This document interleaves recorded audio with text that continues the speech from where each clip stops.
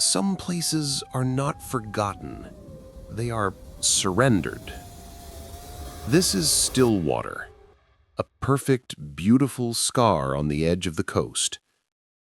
Look at it, a postcard from a world that decided to stop. The story is simple, and that is what makes it so heavy. The weekend of September 15th, 1962, a fisherman named Joe Petty mended his nets.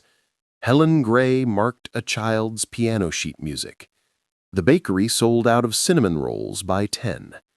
The ordinary scripture of a small town. And then, by Monday morning, a silence so complete it had weight. They did not run. There was no panic. They simply ceased. Doors were locked. Cars remained. Meals were left on stoves to grow cold. It was as if every soul in Stillwater, at the same moment, put down their lives like a book they had finished reading and walked away. The official inquiry, a thin and timid document, called it economic collapse, a polite lie. Towns do not die from poor arithmetic. They die when their story ends. One man remained, Elias Halbert, the keeper of the Cliffside Lighthouse. He lived there alone until 1978, a silent guardian. He never spoke of why he stayed. He never explained why the others left. When he died, Stillwater became truly still. For decades, it existed only as a blank spot on maps and a ghost story told by fishermen. Until now.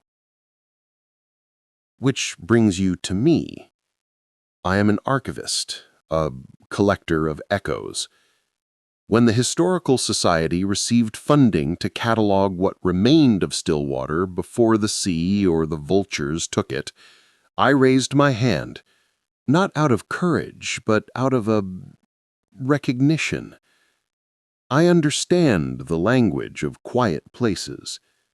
I find a strange peace in ordering the aftermath. I came to write the epitaph for a corpse, to take its final measurements.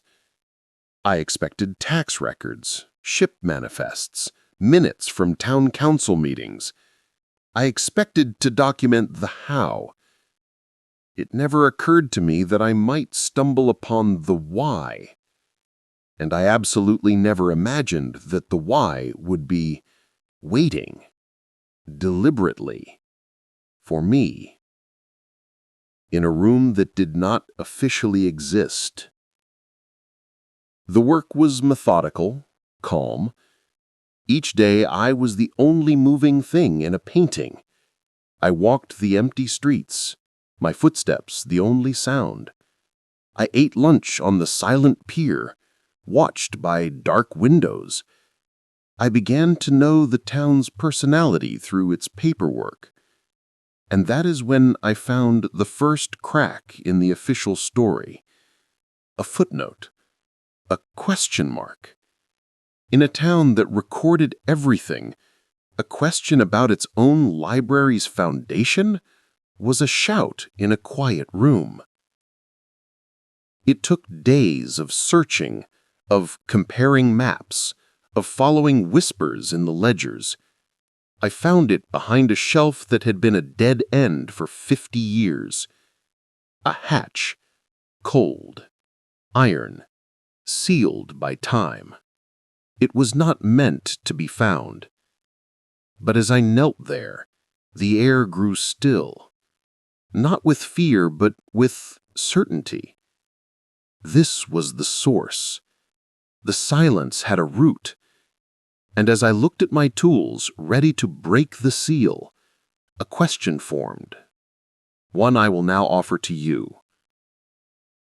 Have you ever stood in a place abandoned, not just by people, but by time itself, where the air feels thick with all that never was said? What is that feeling? Is it loneliness? Or is it the presence of a truth so vast that it has its own gravity? The mind of an archivist is a peculiar thing. We are not detectives of people, but detectives of paper. We follow trails of ink, not footprints. And the trail in Stillwater's library had gone cold in a very specific spot: the foundation. My first task was simple: reconcile the building. The official 1903 blueprint, signed by the architect and the mayor, showed a simple, solid stone foundation. No basement beyond a small coal cellar. But the 1958 renovation permit, filed by a practical town clerk, included a hand-sketched addition, a new furnace, and to run the pipes for that furnace, the sketch showed a utility chase descending below the documented foundation line. A discrepancy: the architect's ideal and the tradesman's reality. It happens all the time. But in a town that documented the cost of every nail, there was no invoice for excavating a sublevel, no work order, no inspection. It was a ghost space, paid for with invisible money, built by invisible hands. You don't build a secret room by accident. You build it on purpose. The question was not how they built it, it was why they needed it to be a secret from their own records. So I went to the place where the paper met the stone. The basement was a clutter of abandonment, but dimensions, when carefully measured, do not lie. The western wall was 18 inches thicker than the blueprint allowed. 18 inches of solid, mortared stone that served no structural purpose. It was a wall hidden within a wall. And behind a heap of collapsed shelving, where the mortar was a different, darker shade, I found it. The hatch. It wasn't hidden under a rug. It was hidden in plain sight, disguised as part of the floor's disorder. But up close its intent was undeniable. The ironwork was 19th century, heavy and simple.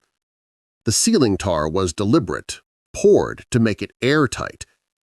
This wasn't a root cellar. This was a time capsule. Or a tomb. To understand what you found, you must first understand what was lost. Let me tell you about Stillwater's last normal day. September 14th, 1962. A Saturday. The weather was perfect. Crisp air, bright sun. The final entries in the town log are breathtakingly mundane.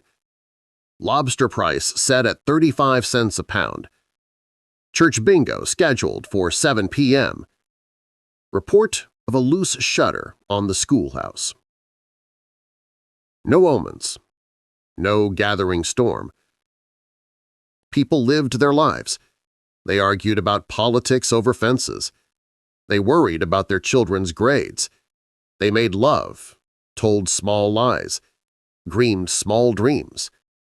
The terror of what was to come wasn't in the air. It was underneath their feet.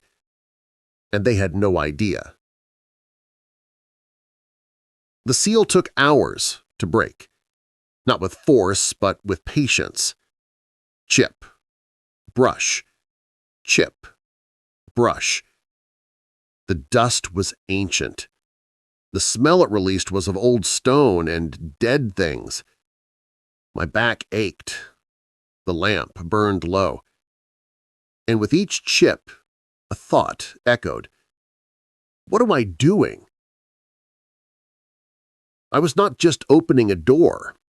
I was breaking a seal on a silence that had been held for decades. And then it was done. The last of the seal gave way. There was no dramatic creak, just a sigh.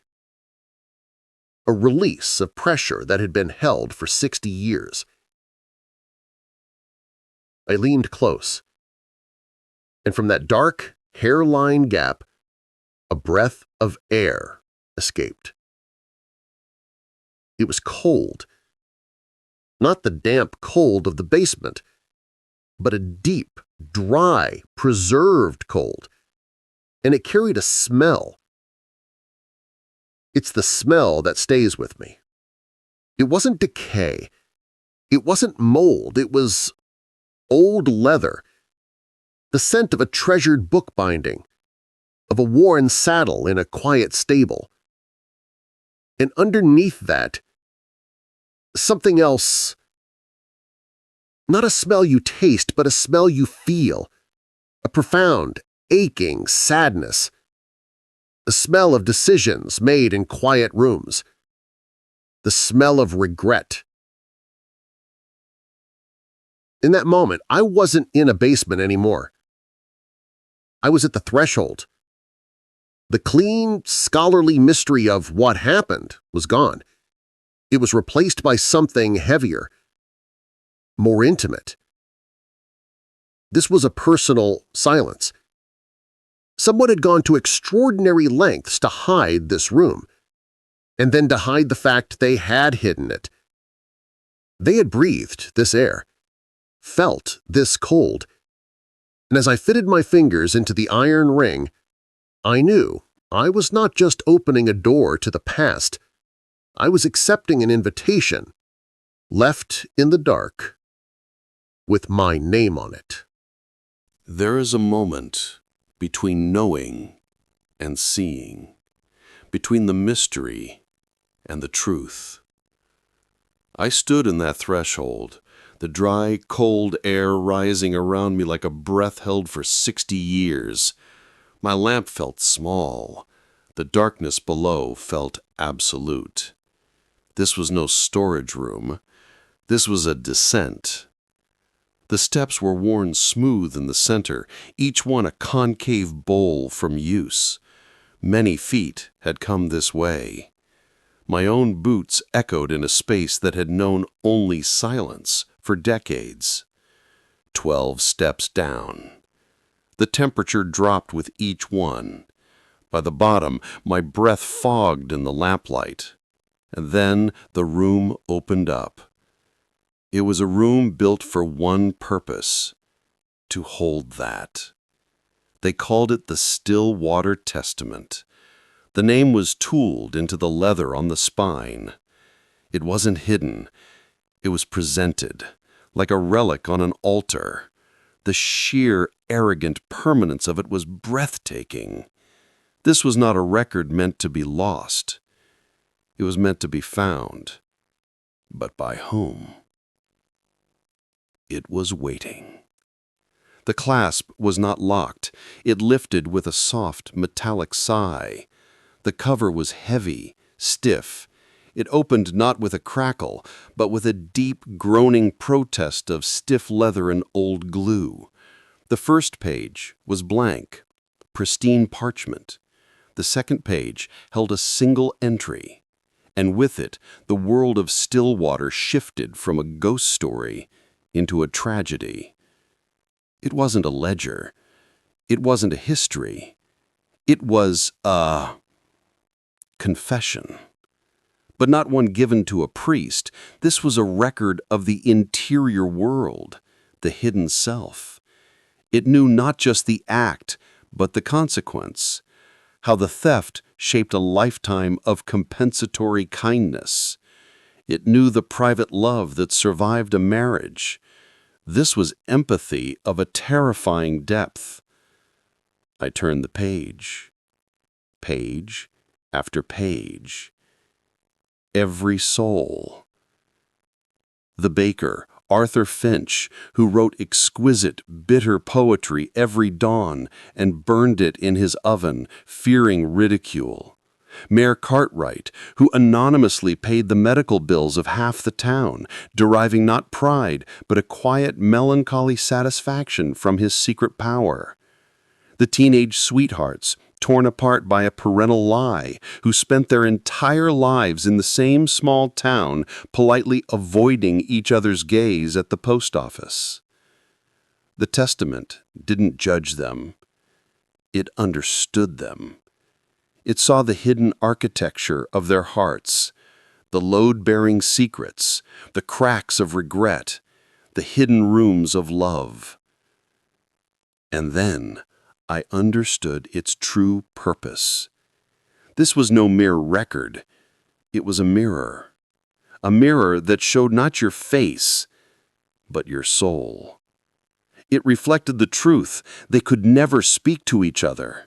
The weight of that truth, the sheer unbearable intimacy of being so perfectly known. It would be devastating. Could a community survive it? Could you survive it? My eyes were burning. My neck was stiff. I had lost all sense of time in that dry, cold air. I turned to the last written page, expecting another name. What I found was different. It was a title centered on the page, and below it, a single paragraph. As I read it, the cold of the vault seeped through my skin and into my bones. The burden is not in the knowing, but in the being known. A town is a collective fiction, a story we tell ourselves about ourselves. When the fiction is stripped away, only the raw, lonely truth remains. Some will flee from it. Some will drown in it. One must stay to tend the light and the silence. It was signed E. Halbert, 1961. Halbert didn't just stay behind. He was appointed, the last keeper, and his note wasn't an ending. It was an explanation. The testament wasn't the cause of the vanishing. It was the catalyst. It showed them who they really were, and they couldn't bear it. But his note ended in 1961. The town vanished in 1962. Something happened in that final year, something that turned a painful revelation into a mass exodus. And as I closed the heavy cover, one terrible, thrilling thought echoed in the silent vault. The last entry wasn't Halbert's. The next entry would be mine. Dawn was still an hour away. I didn't sleep. I walked the empty road from the library to the cliffs. The only sound, the crunch of my boots on gravel and the distant, hungry sea. The lighthouse stood like a cold stone bone jutting from the land's edge. Halbert's post, his prison, his sanctuary. The door was unlocked. It had been waiting for me, too. The interior was a spiral of utter blackness. My lamp illuminated only the curved stone wall and the iron steps circling upward into nothing. The air was different here. Not the dry chill of the vault, but a salty, damp cold that held the smell of rust, bird droppings, and years of solitude. I began to climb. Each step echoed in the hollow tower, a violation of a long-held quiet. I wasn't searching for clues. I was searching for an echo, for the shadow of the man who had lived with the unbearable truth. The climb ended here, in the room of the light. The machinery of guidance was dead, but Halbert's presence was overwhelming. This was where he watched. Not for ships, I realized. He watched the town. He watched the aftermath. And he left a final message. Not in the journal, I would open that later, but in the very air of the place. I called his name, Elias Halbert. My voice was swallowed by the stone. Nothing. Then I did what felt instinctive. I didn't speak to the room. I spoke to the silence he had kept. I found the testament. It's writing for me now, and I held my lamp up high. The dust answered. It didn't move like something alive. It moved like something remembering, a portrait drawn in air and light. Halbert, or a perfect echo of him left in the particles of this room where he spent a lifetime thinking the same thoughts. The voice wasn't in my ears, it was in the room, in the vibration of the dust itself, a whisper made of memory and sea air. I asked the question that had haunted me. Did you show them? Did you cause the vanishing? The dust seemed to sag, the figure's head bowing. And you? I asked. Why did you stay? And he was gone. Just dust in sunbeams. The weight in the room didn't lift. It settled. It became mine. I picked up his journal. The last entry, dated the week he died, read, "The next keeper will come. They will be alone, seeking order in chaos. They will have a secret they think is theirs alone. The book will show them it is just a page. Tell them the choice is not to run or to burn. The choice is to keep the light or to live in the dark, knowing the light exists." He wasn't a villain. He was a pastor of truth, and he had just passed me the robes. I looked from his journal out the filthy window toward the town below, then back down the dark stairwell toward the library, toward the vault, toward the book that was at this very moment inscribing my soul onto parchment. Halbert gave me the answer, but not the decision. The decision was a match, or a lifetime of keeping watch. The match. A tiny, cracking sun in my hand. Its heat on my fingertips was the only real thing in the room. One flick of the wrist, one touch to the parchment that had drunk the ink of 100 secrets. I could end it, right now, turn the testament into ash and smoke. I would be the hero, the one who broke the cycle. I would carry the secret of its destruction to my grave. A clean end. But Halbert's words were in my head, etched there by dust and memory. The choice is to keep the light or to live in the dark, knowing the light exists. If I burned it, I would spend the rest of my life in the dark, knowing I had destroyed the most profound, terrible truth I had ever encountered. I would become just another person who chose the comfortable lie. I looked at the page before me, my page. The ink had finished its work. It was a simple paragraph. It described the reason I had truly come to Stillwater, not for history, to hide from a failure, a loss, a quiet collapse of my own making that I had told no one. The book knew. It stated it not with accusation, but with the same eerie empathy it had for Eleanor Rigby and Arthur Finch. It understood my running. Seeing it written was like a punch to the chest. It was also, perversely, a relief. The secret was out, even if only to a book and to me. I set the match down in a clay dish, let it burn itself out. The immediate crisis passed, leaving a deeper, more profound dilemma.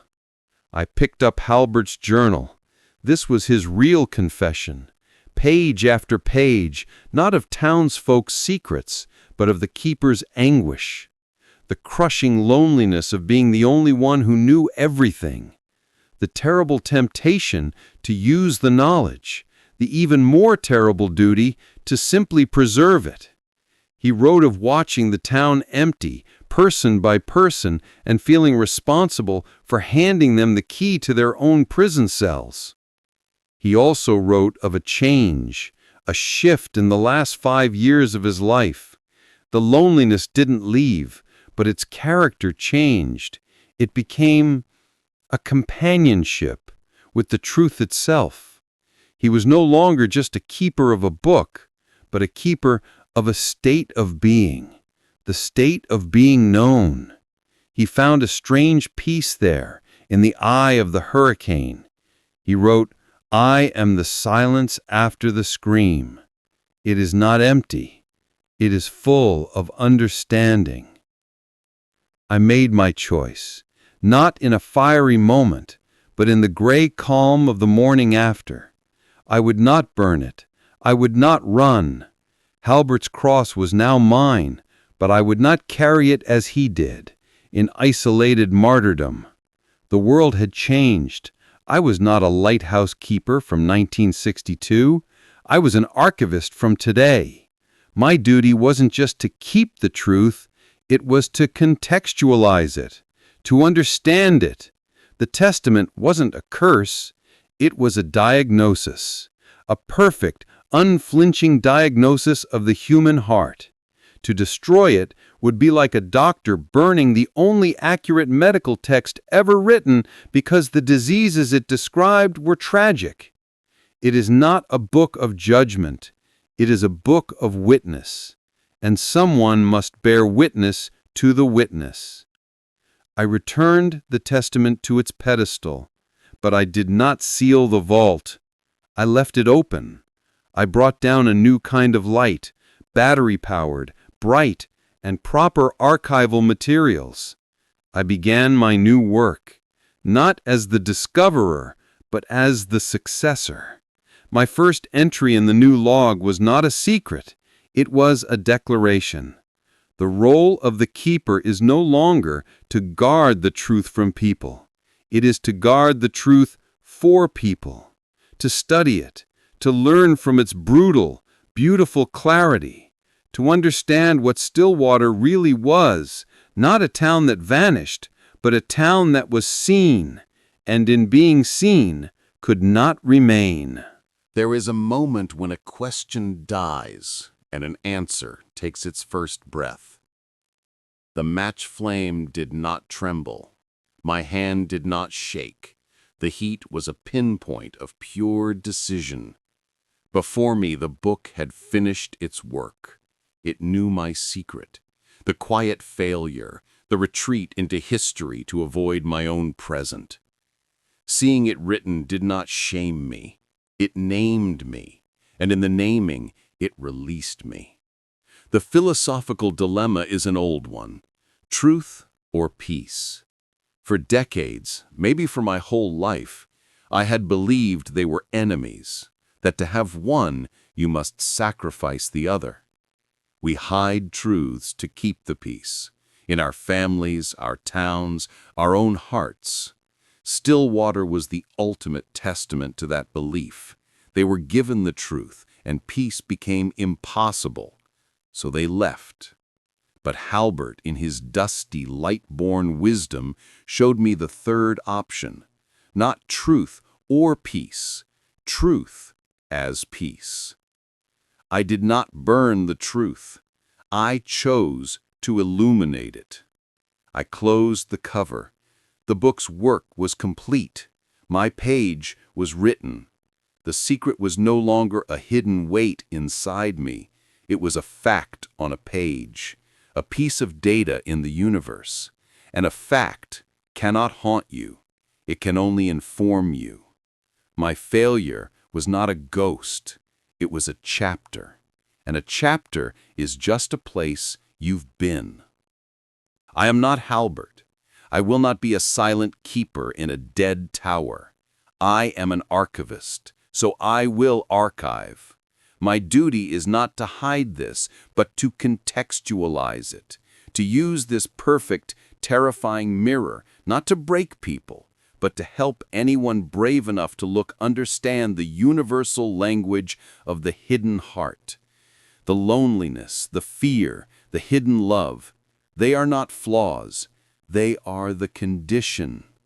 The Stillwater Testament is the first perfect diagnosis of the human condition ever written. You don't burn the only accurate medical text because the disease is sad. So, I lit the lights. The lighthouse first. I cleaned the lens, repaired what I could, and set the ancient mechanism turning once more. It does not guide ships. There are none. It is a signal, a declaration. It says, "The keeper is here. The truth is here. Approach if you dare." And in the library, my new lamp burns on the desk.